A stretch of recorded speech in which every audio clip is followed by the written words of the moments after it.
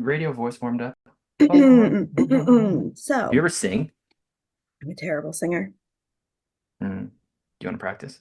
Mhm. Practice makes perfect, and sometimes practice just makes okay. Yeah, what should I sing? Sing, well, I don't know. What songs do you know? Joy to the World. Joy to the world. That's gonna get stuck in my head. Here he is. Hey, there he is. Hey, Marcus. There he is. Hey, Hi. man. How you doing? Good Um, morning. Good morning. Good morning. I'm doing all right. How are you? Very Great. good. Happy to see you. Happy Yeah. to be here. Cool. That's a good start. Welcome to Awakening Lands, part of Feeling Where the Energy is in the Regenerative Movement Studios. We are obviously in a time of polycrises. We really need a shift in how people live and think and view the world. And we're finding that there's really key people who are able to see like the potential for how we could live and how we could kind of base our livelihoods in ecology and in local systems. And we think that you are a really good example of that with the many hats that you've worn and how you weave in between organizations and you do a lot of educating with the public. It's people like you that are really critical if we are ever to make that paradigm shift to kind of help lead the way and help others see things differently. I'm honored that you would put me amongst those you would view in that light. And I will take that responsibility, not lightly. And my goal is just to really hope that people can connect to and see their place in, the landscape, the fabric of our communities, our world. Yeah, I am inspired by the uplifting that you are doing of voices that are in this, and hopefully we can build at this, what is a large, very daunting task and mission. But if there's ever one that was important to come together and tackle, the one that is keeping us all alive seems like it'd be pretty important. Mm-hmm. Yeah, exactly. Well said. In our interviews, we always share what we're grateful for. We think it's really grounding and gives a picture of you as a person, but also just to bring us to that space of being highly grateful for where we are and present in the moment. What I am most thankful for or grateful for today is to wake up to a nice, beautiful blanket of snow outside.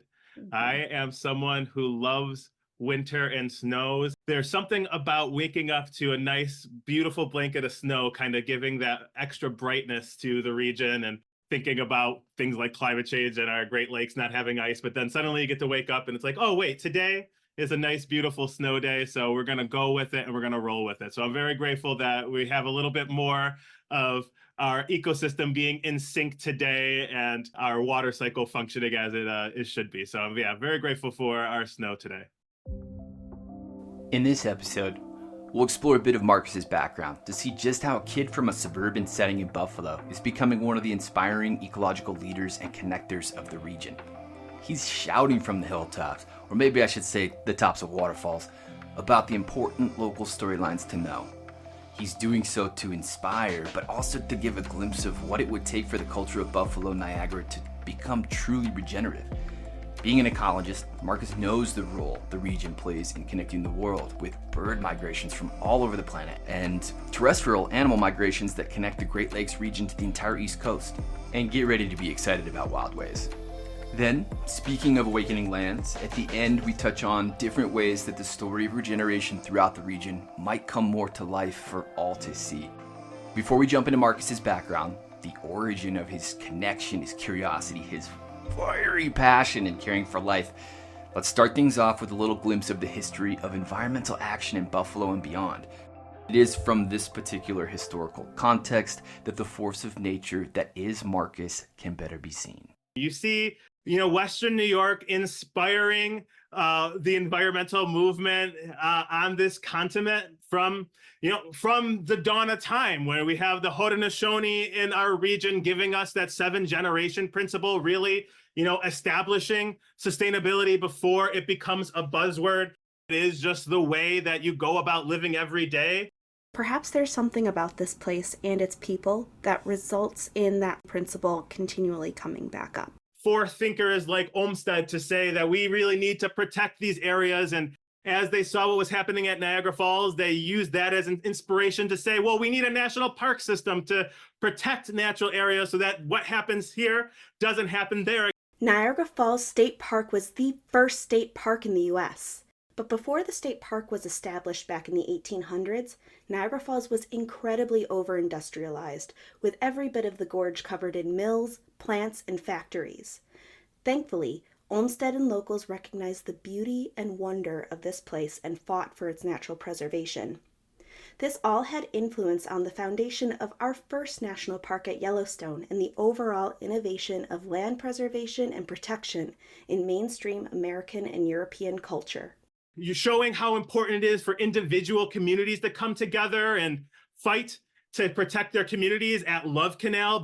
Love Canal is an early example of collective action leading to big policy changes in the environmental movement. When it became clear that the high rates of birth defects, miscarriages, cancer, and other long-term diseases in a working-class neighborhood in Niagara Falls was stemming from the nearby abandoned canal project turned toxic waste dump, a group of housewives banded together to demand action from the government. They eventually got the situation declared as a state of emergency and their neighborhood relocated. This resulted in the creation of Superfunds. And Western New York was part of another hugely influential event in 1968. The Buffalo River catching on fire, inspiring the Environmental Protection Agency. Hopefully now you're getting some sense of just how important this place has been at influencing the environmental movement. It's endured a lot. And it's from this fuller sense of context that we can now learn about Marcus. I heard in an interview yesterday that you always wanted to be outside.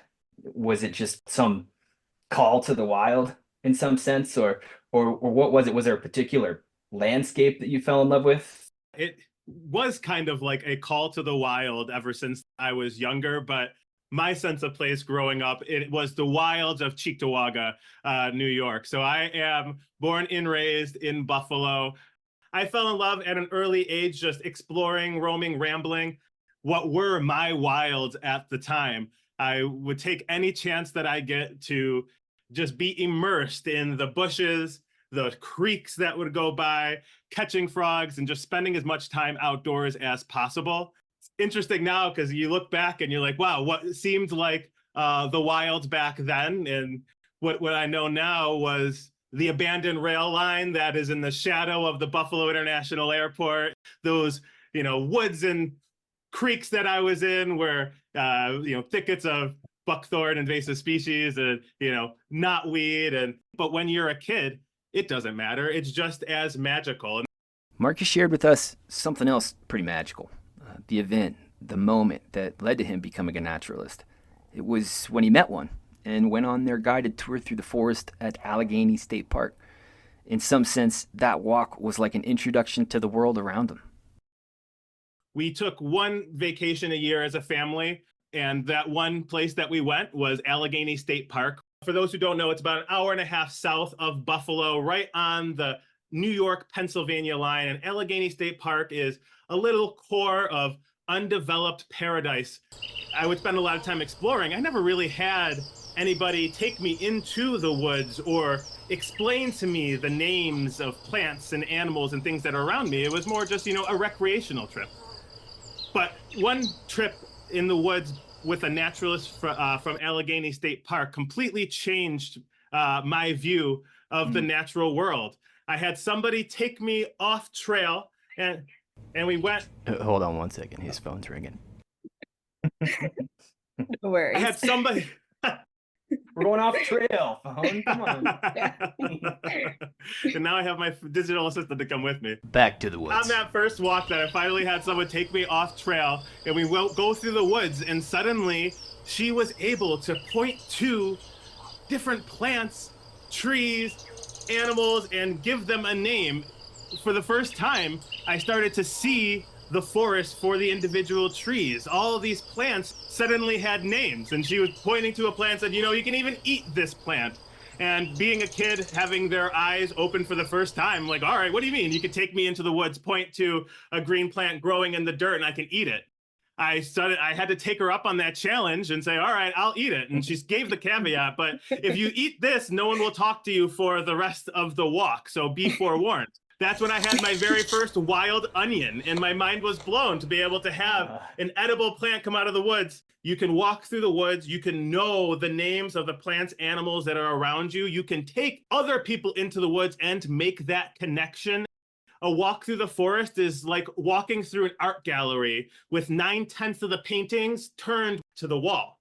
In that you can walk through there, but you have no connection to the wonder, the majesty that's around you. And it's when those connections are made, those paintings are turned around, you're able to get names and build those heartfelt connections. Once you have that connection to a sense of place, you're motivated to want to change it. And then suddenly, wait a minute, now we have many people on board to build at and tackle like large environmental challenges that we have every day. So that's kind of what inspired me to get into the environmental world, to not only want to be outside as much as possible, but then also help protect those places where I built that connection and connect more people to it so that we can have more wild spaces, more people caring about wild spaces, and in turn, healthier and more productive ecosystem. Marcus, you're firing me up, man. Yeah. In Western New York, we also have some really big Rust Belt cities all across the Great Lakes. And when you're talking about your childhood, you're talking about living in suburbia, very close to a city. And I know that a lot of your work has been focusing on accessibility. Just because you live in a city does not mean that you can't make those connections to your place. So I'm wondering if you can kind of talk a little bit about like the importance of ecological education and accessibility, enjoying nature for marginalized and underserved groups, but also just, in urban settings as well. Could you kind of share a little bit about that? I grew up in a small apartment with a single mother, so we really did not have much. So the outdoors was where I got to go and explore and spend as much time as possible. And it was the place where it didn't matter where you came from or how much that you had, because when you're outdoors, we are all just as equal to each other.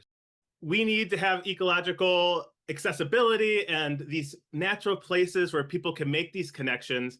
They are just fundamental to who we are as humans, as a species, for refuge, to be able to go, to be restored, to be inspired. But also as a place to remember that that is where our drinking water comes from. That is what our wildlife is feeding off of, that then in turn feed us. This is where our farms that are supporting us get their water from. My favorite quote that I use to help guide my work is from Baba Dioum, who is a Senegalese forester. He said that in the end, we will conserve only what we love. We will love only what we understand, and we will understand only what we are taught. So that is why I view environmental education as a key to solving a lot of our environmental problems, our issues that we have in creating and regenerating our ecosystem, because you can't expect somebody to want to protect the Great Lakes if they don't have a connection to it, if they can't see that connection that they have to it. Yeah. And, with all of your experience in ecological education, in being somebody who provides accessibility, I'm wondering, is there any particular inspiring story that you carry with you of providing accessibility to someone who didn't have it and seeing their worldview change? Being able to take students out, before our walk, they told me, Mr. Brown bird, we have red bird, we have black bird. That's what we have for birds, which is great in that, you can see that variety, but to be able to take the students 10 steps behind a high school and see 13 different species of birds, give them names and show them that, right here in this stream that goes right past your school, past your house, you have birds that are connecting to the Arctic, to the neotropics. and just seeing their eyes open up and say, whoa, wow, we have all that, right here. When you walk with your blinders on from home to school and back and forth, you don't necessarily see that, oh, that creek was suddenly part of, the largest freshwater ecosystem on the planet. And Marcus offers these sorts of moments of inspiration, deepenings of understanding, connections to nature on a regular basis. That's what he does. One place he does so annually is the Birds on Niagara Festival, which happens next month, actually in February.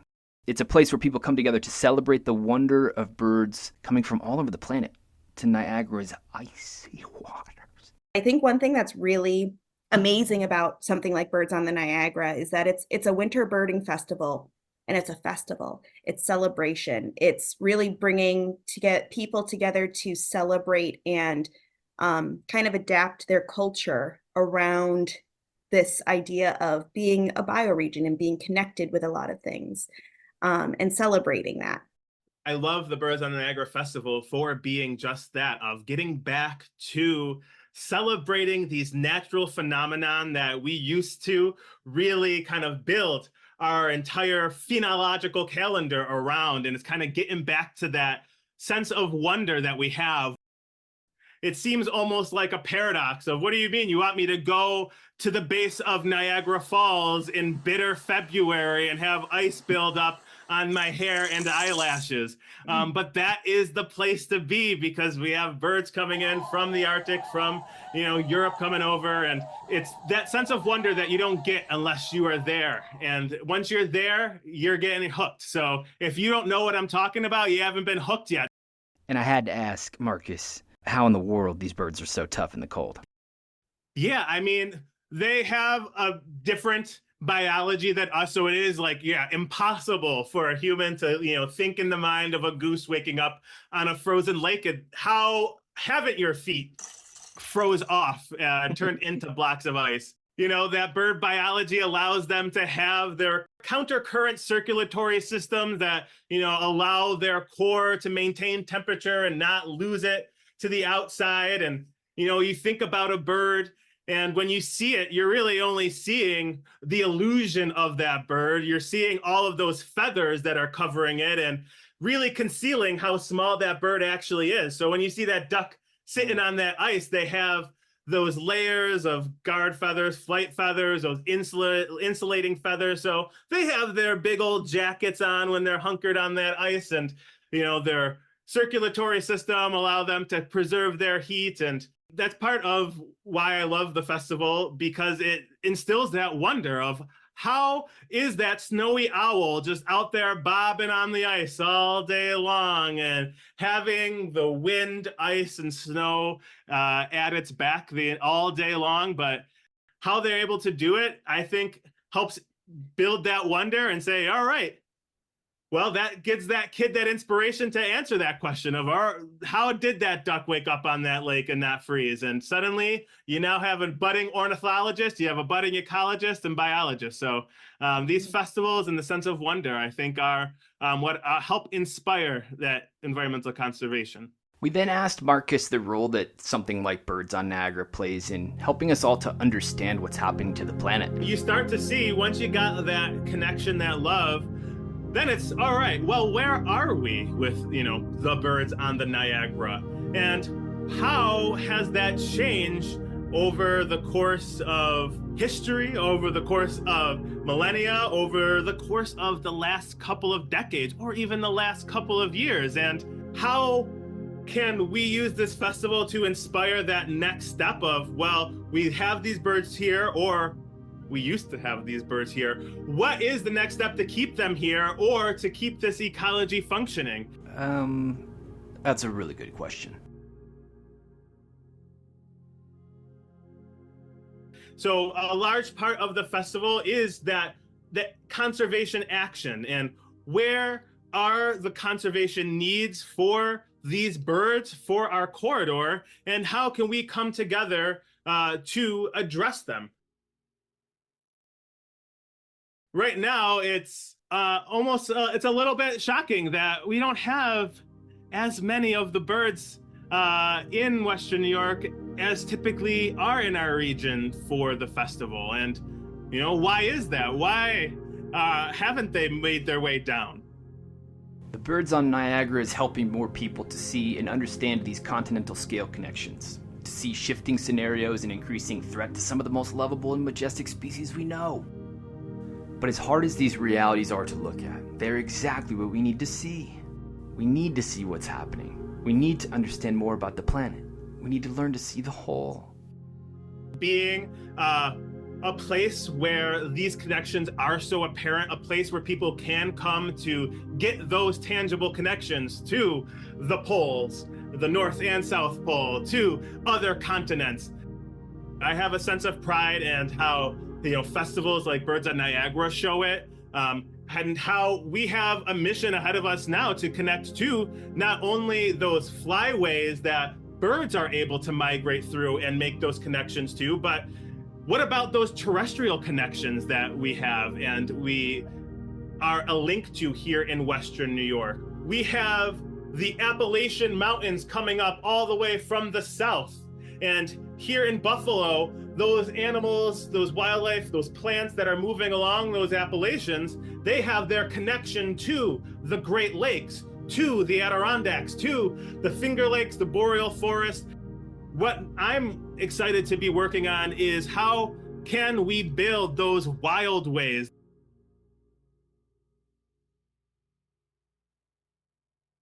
Put yourself into the paws of an American black bear.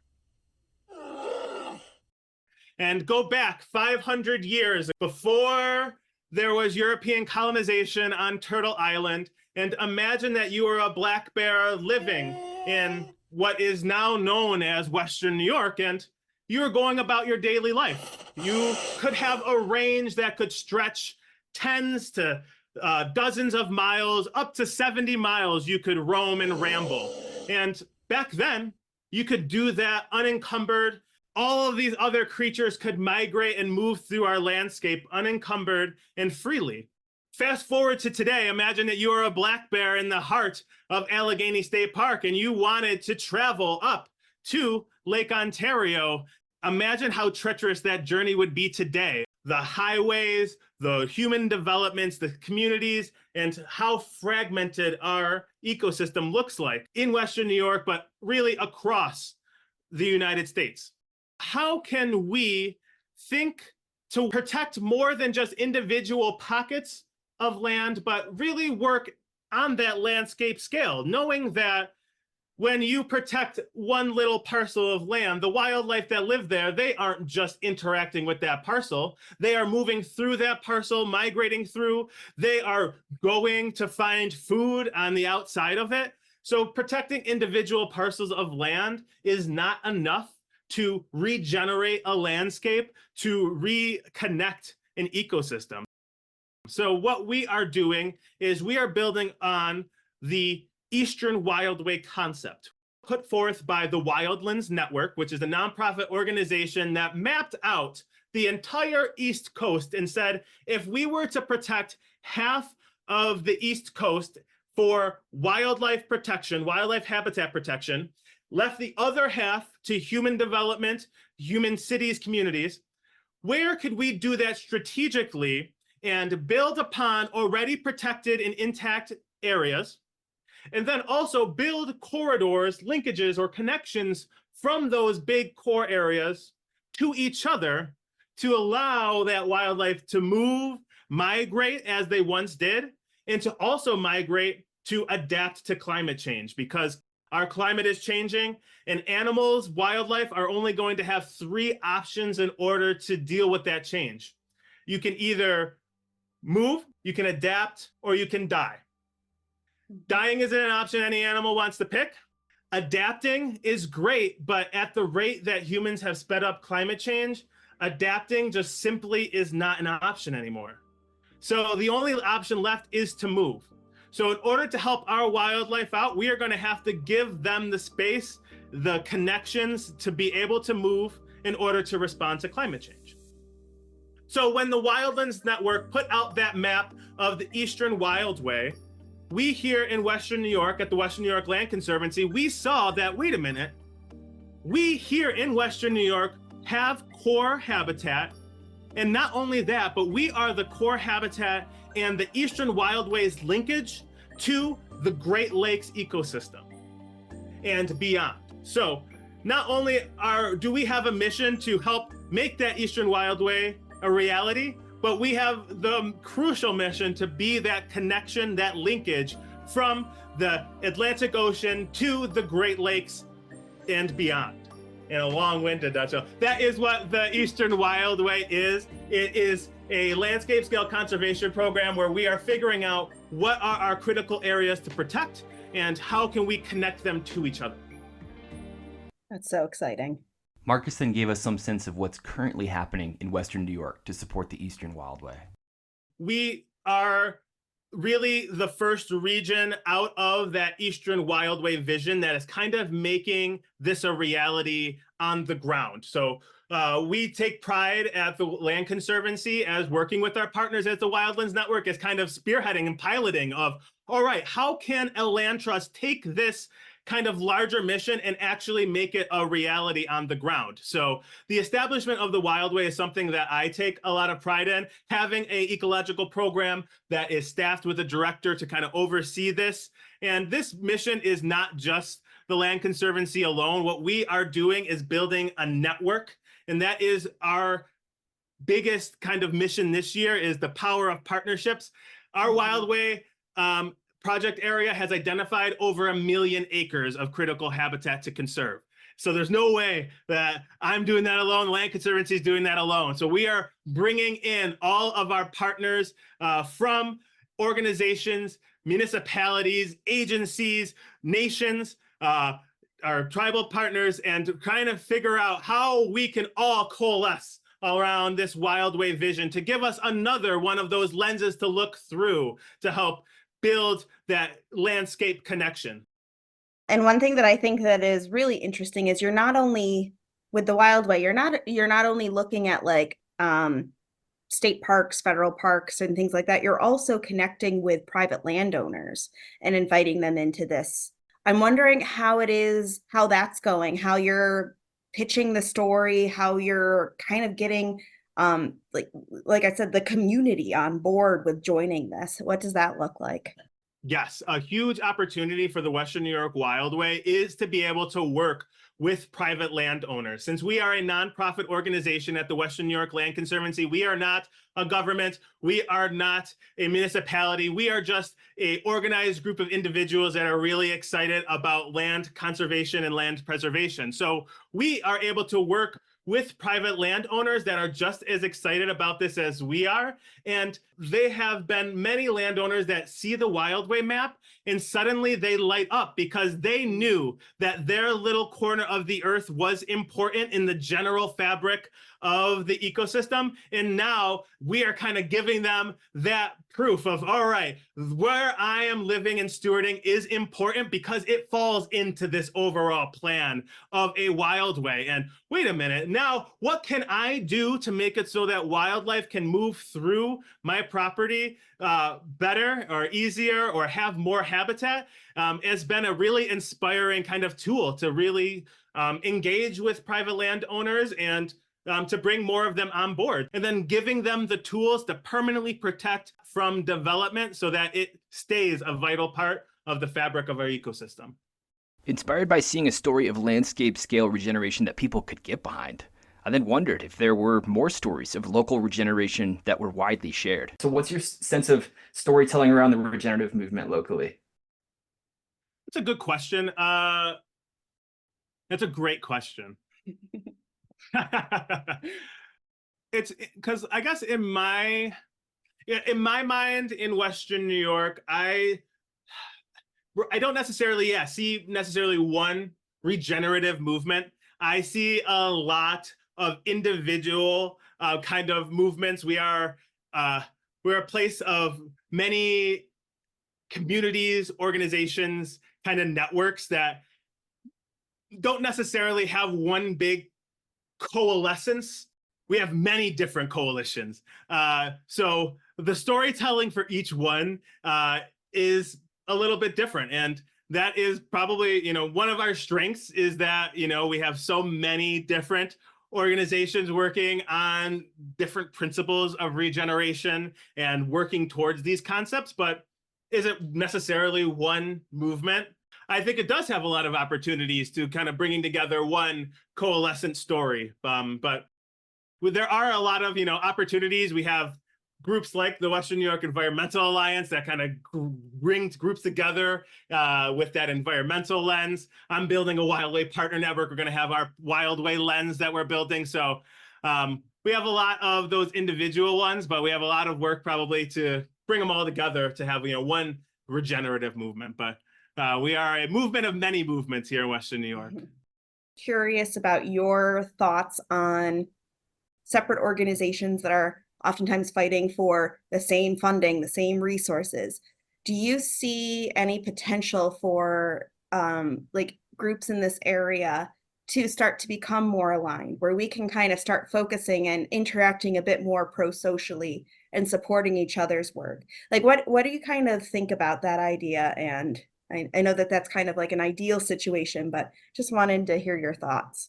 That is kind of what I'm building right now with our Wildway partner network, is building the space that has all of these different points of view coming to the table. They all have their individual missions, but where are the ways that those overlap and that we can really build out and move forward together and really make kind of those connections at the get-go so that natural collaborations happen. Mm-hmm. Absolutely. Yeah, and what we've been learning over the last couple of years, really, in tracking the bioregional movement, being a part of a lot of different conversations, is that one of the things that we've seen elsewhere that is holding that space at being the center for that is community art. Do you have any examples of community art that's at that scale? I wonder if you're aware of anything. It's a great question. I mean, I think that we could always, use more art. The thing that came to mind for me is kind of more of the storytelling side of artistry. And one of the projects that came out of our region that I'm very proud of in the last year is that we just had an episode of PBS Nature that was filmed right here on our Niagara River corridor and Niagara Falls. And the power that I saw come from that in terms of, the art of storytelling and, really kind of setting the scene is how many people came up to me and talked to me about how cool it was to see the river that they just drive past every day put on the same pedestal as big cats in Africa, as, the Great Barrier Reef in Australia. It's what we have here was showcased, and locals were able to see their home in that lens and the power that came from that. And in terms of changing that point of view of, I heard people tell stories of growing up along the Buffalo River and, their family members telling them if they fell back in that they would die and they would not come back because of how polluted our waters are. Mm-hmm. But fast forward to today, and now they can turn on national television and suddenly see that Niagara River being showcased for the natural wonder and beauty it is. It suddenly turns into, oh, wait a minute, that's not just that background river, that comes to the forefront. And, oh, wait, how can I play a role in this, be a part of this? I want to be on the river. I want to be on a boat floating on a kayak in the middle of the archipelago on the Niagara River. So that is what comes to mind when I think of, all right, how can we use art storytelling to change the hearts, minds, and attitudes of people who live along the Niagara River, along the Great Lakes? It's the art, it's the storytelling that kind of reawakens that, or reminds you of where you are in the sense of place, and it's very important. Mm-hmm. Yeah. And how can listeners follow you, Marcus? I encourage everyone to take a look at our Western New York Wildway. An audio format doesn't do it justice, but we have our entire map of our project area up at WNYLC.org/WNY Wildway, and you can take that lens of being a black bear in Western New York and just seeing how our landscape has been fragmented, and then seeing what an opportunity that we have for building a more connected, protected landscape here in Western New York. So I definitely recommend everyone checking out our Western New York Land Conservancy website, WNYLC.org. I am on Instagram at mrosten if you are a social media follower and would like to stay linked in there. Thank you so much. It's great to meet you. Yeah, thank you all for having me. Thank you all for your work that you are doing to uplift all of these stories. Storytelling is just so innate in, the human culture, and that's, just how we got information from the dawn of time. And as you've recognized, that is what we're going to need going forward, and seeing what everyone is up to and learning from them. So I thank you so much for helping uplift our story here in Western New York, and for helping us learn from those stories from other bioregions. So thank you so much for having me. Thank you. Yeah, you got it, man. Thanks for listening. If you're feeling a jolt of inspiration, if you'd like to support Anna and me in our ongoing efforts to tell these stories, you can donate to us on our Patreon at Awakening Lands. Links for all of this can be found in the show notes. Thanks, and please tell your landscape we said hello.